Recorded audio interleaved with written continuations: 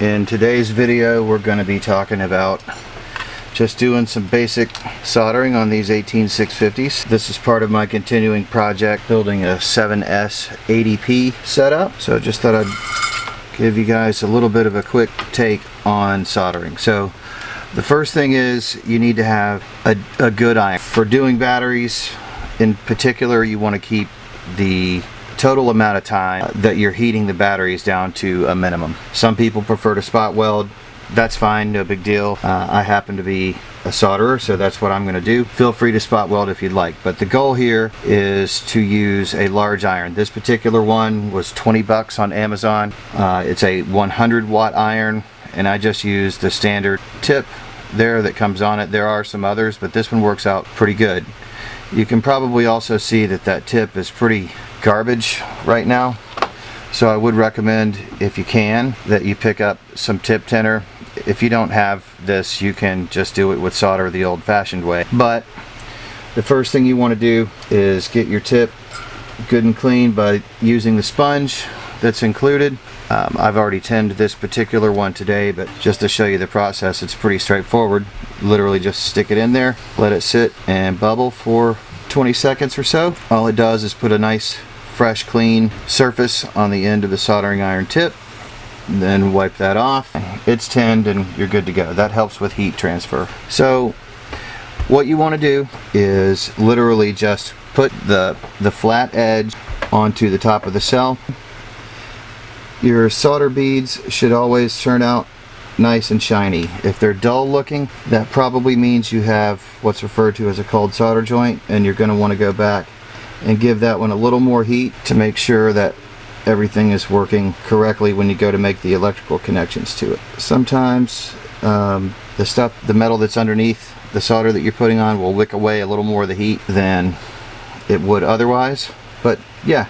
So this is basically the process that I use. Apply the iron, give it a ½ inch or so of solder, remove the iron. Takes about 3 seconds per cell. Now if you have a much smaller iron than this, it's going to take a lot longer, and you don't really want that. If you're soldering wires together, for example, it's not as big a deal, but on these batteries, the general opinion of the community is that it will degrade the life of your batteries. Now the top side will generally be a little bit easier because there's not as much surface to wick away the heat from the iron. You can see that actually goes pretty quick. If I weren't on camera, I could buzz down the whole length of this thing and have it done in just a couple minutes. The underside is a little bit different. It's the same operation, but you have more surface area here to kind of wick the heat away. So it'll take just a bit more heating than the top.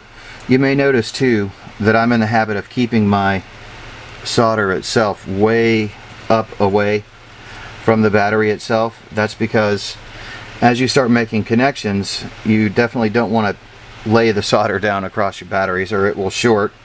It will create a short circuit and melt your solder, potentially burn your hand, that sort of thing. But generally try and keep the solder up and out of the way and coming in from the top like this, okay, and work your iron in from the side as well. Again, I'm going to just apply the flat part of the iron there, let it heat for a couple seconds, and then lay down about an inch or so of solder like that. That's all there is to it. Pretty straightforward.